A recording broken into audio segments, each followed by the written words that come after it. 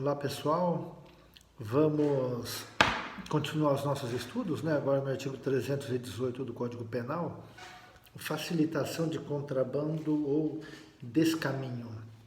Então diz lá o dispositivo: facilitar, com infração de dever funcional, a prática de contrabando ou descaminho.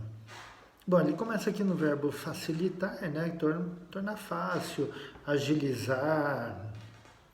E ele depois vem com duas outras condutas, né, que merecem também serem explicadas, né, que é o contrabando e o descaminho. E ele cria um mecanismo aqui de exigência, né, para a tipificação do crime, que é com infração de dever funcional. Quando ele fala com infração de dever funcional, a gente direciona imediatamente o sujeito ativo. Quem é que pode ser o sujeito ativo? Todo aquele funcionário público que tem a obrigação legal de fiscalizar. Fiscalizar o quê? O contrabando e o descaminho. Então, quem a gente pode imaginar que pode ter esse dever de fiscalizar? O policial civil, federal, rodoviário federal, né? O policial de forma geral, o fiscal da fiscalização tributária, ele tem a obrigação dessa fiscalização. Então, e vejam bem, né, que na verdade, quando ele fala em facilitar, não significa não fazer, né? O facilitar é quando ele deixa que aquilo aconteça, né, de uma forma mais tranquila. E a gente pode ter essa facilitação pela omissão, né? Só o simples fato, não, na hora que você passar eu não vejo, eu não vou olhar, eu não vou fiscalizar, ele está facilitando de alguma forma que o contrabando e o descaminho ocorram. Bom, e o conceito de contrabando e descaminho? A gente tem lá nos artigos 334 e 334-A. Na verdade, são dois crimes, né, considerados crimes contra a ordem econômica tributária, são dois crimes tributários, né, que eles, principalmente o descaminho, né, ele tem uma visão muito mais de tributo, né, e alguns autores dizem, né, que ele não deveria estar aí, deveria estar lá na Lei 8.137, né, mas ele é bem anterior a ela, né, aí no Código Penal. Ele teve uma nova roupagem há pouco tempo, né, houve uma mudança no tipo, né, criou o artigo 334-A, e de uma forma bem singela, né, porque depois a gente vai estudar cada um desses crimes, né, o contrabando é quando você importa ou exporta uma mercadoria proibida. Eu não estou falando de uma mercadoria ilegal como a droga, não estou falando isso, né? Como cocaína. Então, se eu exportar cocaína, eu vou responder por contrabando? Não. Por que não, né? Porque as drogas psicotrópicas, aquelas que causam dependência física ou psíquica, já tem uma lei especial que trata delas. Então, não é isso. São mercadorias lícitas realmente que podem, que são de consumo no território nacional, mas que o país não admite a importação ou a exportação. Por exemplo, é proibida a importação de cigarros, né? Então, a importação de cigarros constitui crime de contrabando. Por quê? Porque ela é proibida. Ah, mas por que ela é proibida? Por uma opção governamental, né? Seja porque ela não atende os requisitos mínimos de saúde, seja porque economicamente não é viável, não importa, né? Mas houve uma opção governamental, né, da administração pública para que essa importação fosse proibida. Então, né, se ela ocorrer, a gente terá o crime de contrabando. E o crime de descaminho, que nada mais é que importar a mercadoria sem o pagamento do tributo. O descaminho tem essa ideia, né, de você ter um caminho correto, né, com aquela mercadoria e você desvia dele. Por isso que vem esse nome descaminho. Então, se eu eu importo uma mercadoria, né, e não recolho o tributo devido, eu estou no crime de descaminho. Né? Se eu importo uma mercadoria proibida, eu estou no crime de contrabando. O crime aqui é facilitação do contrabando ou do descaminho. O contrabando e o descaminho a gente vai entender lá depois. É um crime de dolo direto, né? Quando a gente está tratando aí de entrada de mercadorias do estrangeiro para o território nacional, a gente está na competência da Justiça Federal. É um crime punido somente a título de dolo, né? Não é a título de culpa, ok? É bem simples esse tipo aí. Alguns autores falam até que ele é descabível, que seria melhor somente a punição administrativa do que a criminal. Agora a gente está num crime, nós vamos entrar num crime interessante, 319, é o crime de prevaricação, também chamado de autocorrupção própria. E a prevaricação, ela vem no sentido de retardar, deixar de praticar, né, não praticar um ato, né? E vem com a seguinte ideia, com o seguinte enunciado, né? Retardar ou deixar de praticar indevidamente, né? Que eu sempre digo que esse indevidamente não tem necessidade, porque senão não seria crime, né? Se ele fez aquilo devidamente, o fato é lícito, o ato é lícito, não tem o que discutir, né? Ato de ofício, ou seja, aquilo que ele é obrigado a praticar independentemente de provocação, ou praticá-lo contra a disposição expressa de lei para satisfazer interesse ou sentimento pessoal. Esse para satisfazer interesse ou sentimento pessoal, a gente está num dolo específico, né? A gente tem um especial fim de agir, né? Ele tem um objetivo, né? O objetivo é a satisfação de interesse pessoal, né?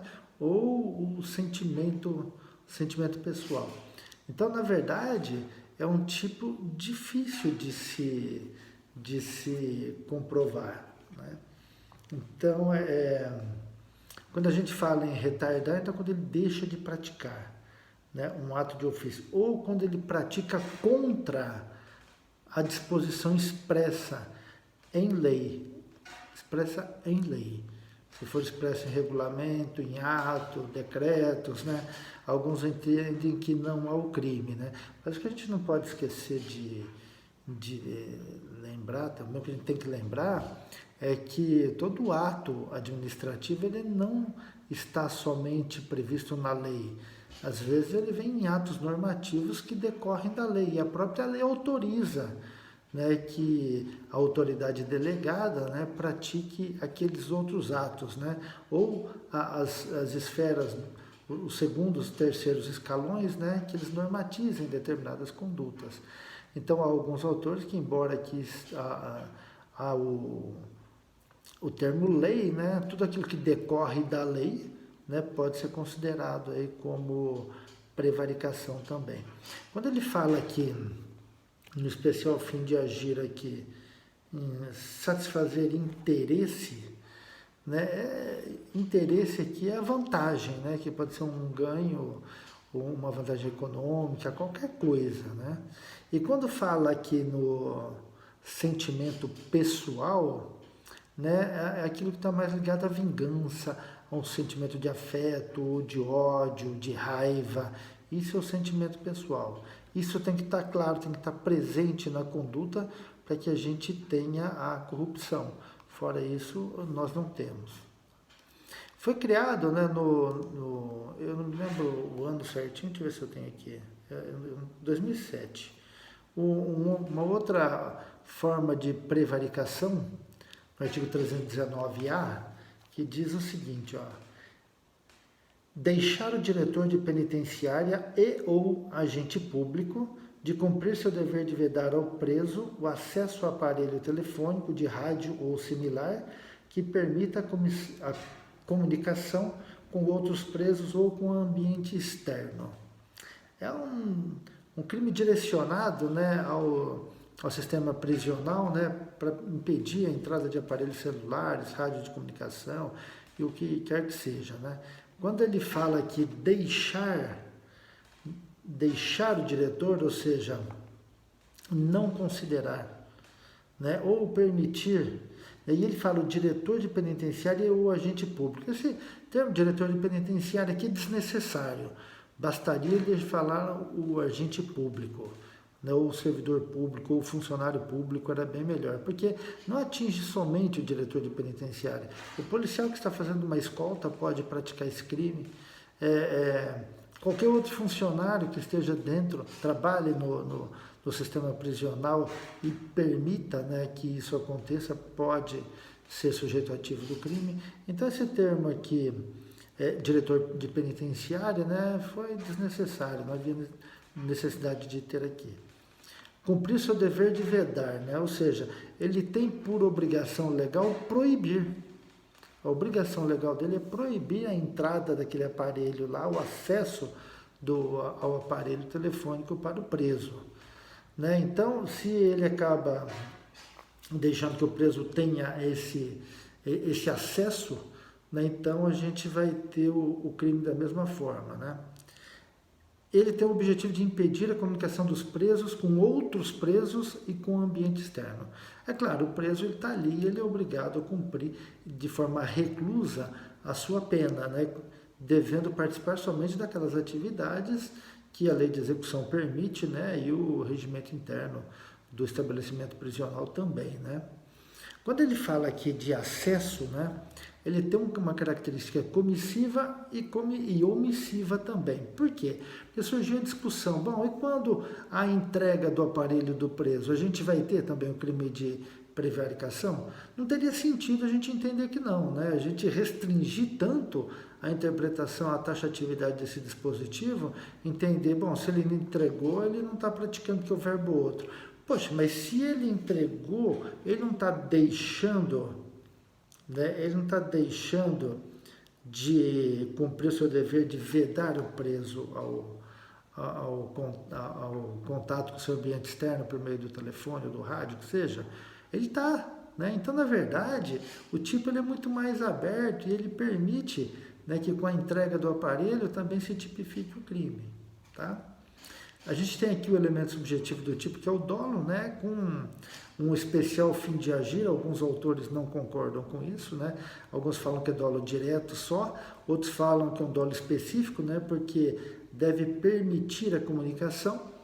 Quando a gente fala do problema de permitir a comunicação, a gente já pensa o seguinte, né? E no local onde não pega o sinal de celular, a gente vai ter o crime ou não? E no local, e quando o aparelho está quebrado, ele não funciona, nós teremos o crime também ou não? E quando o aparelho está desmontado, nós teremos o crime ou não? Então, a ideia é que há uma decisão, não me lembro de qual tribunal, dizendo que mesmo que ele estiver desmontado, há o crime. Por quê? Porque ele pode montar e utilizar, né? Agora, se ele não funcionar, aí é evidente que a gente tem aí um problema de crime impossível, né? Não é possível que a gente criminalize uma conduta, sendo que ele jamais conseguirá se comunicar com o mundo externo ou entre os presos. Maravilha? Grande abraço, hein?